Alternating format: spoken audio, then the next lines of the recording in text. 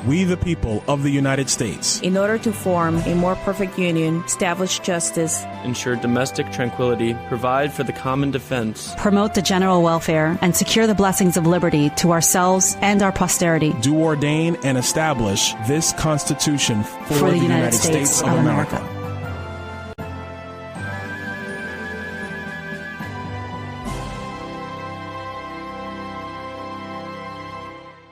On June 7, 1776, Virginia's Richard Henry Lee stood up in the Second Continental Congress in Philadelphia and offered a resolution that would forever change the course of American and world history.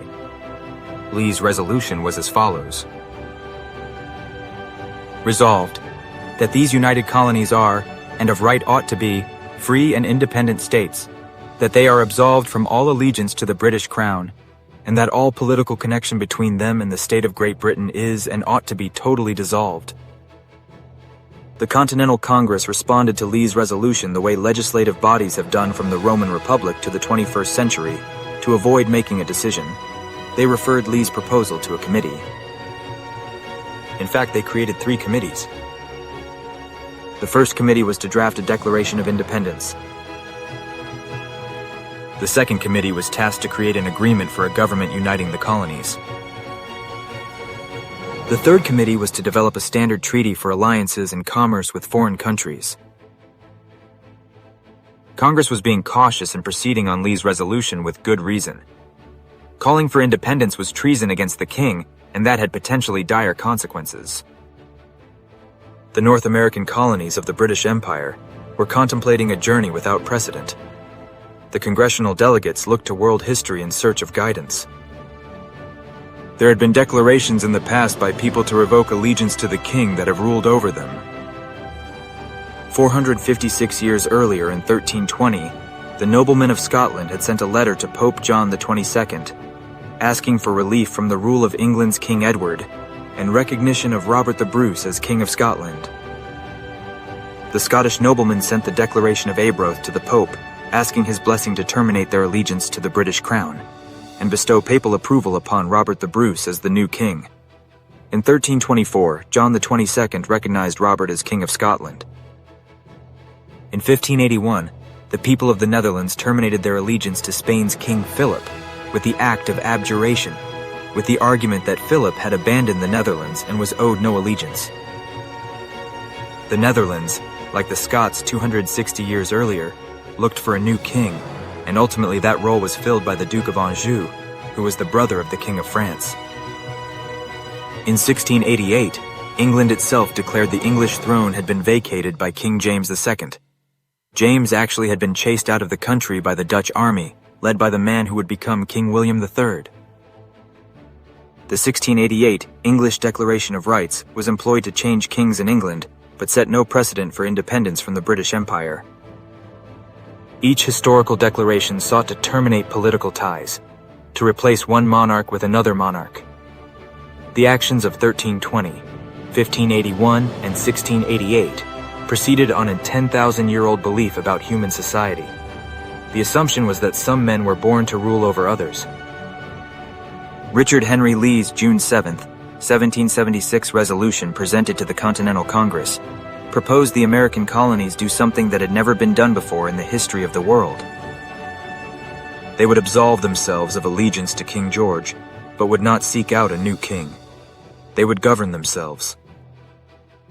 In the weeks following June 7, 1776, Congress continued to debate Lee's resolution.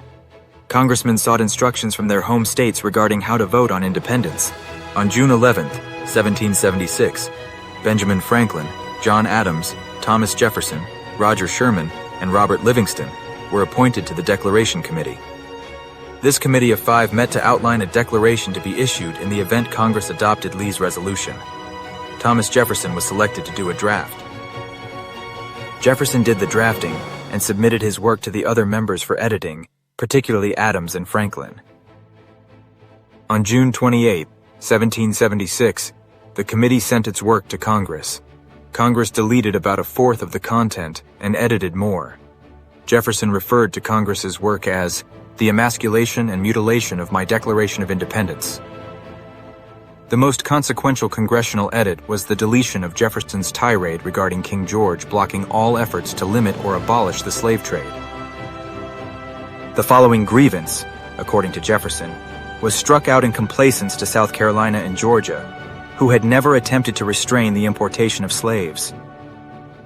He, King George, has waged cruel war against human nature itself, violating its most sacred rights of life and liberty in the persons of a distant people who never offended him, captivating and carrying them into slavery in another hemisphere, or to incur miserable death in their transportation thither.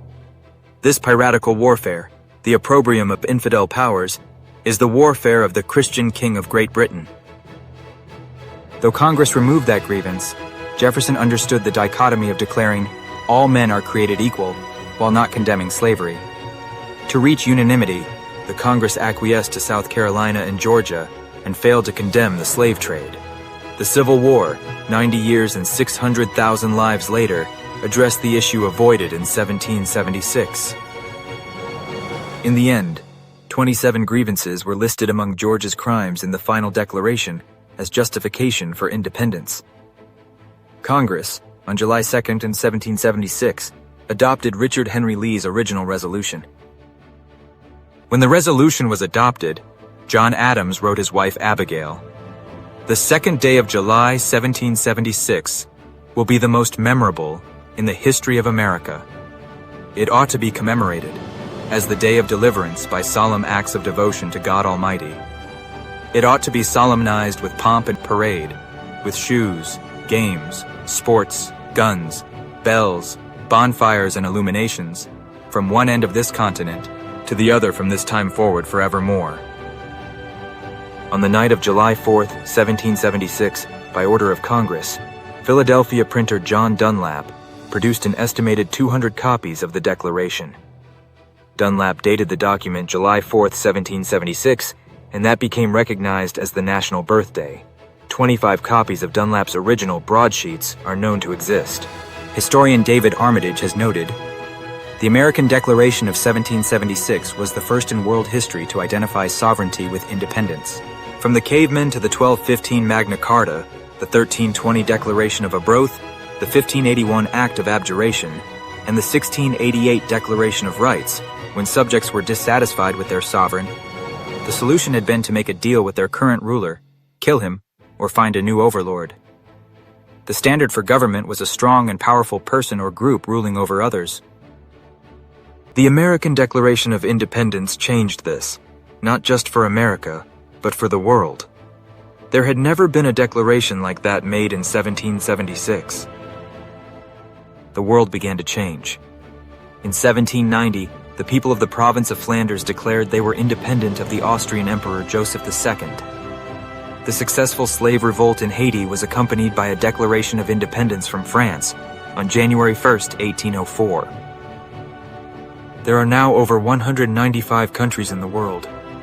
More than 100 came into being by issuing a document whose heritage can be traced to the Declaration of Independence. No precedent existed for the act of the Second Continental Congress to found a country based upon the laws of nature and of nature's God and consent of the governed.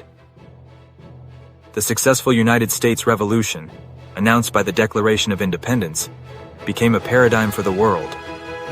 The 1776 Declaration of Independence utterly altered the idea of governance in revolutions. Revolutions were no longer to replace one ruler with another. The purpose of revolution became to establish independent nations of self-governing people. America's Declaration paved the way for self-determination worldwide. These 55 words have resonated around the world.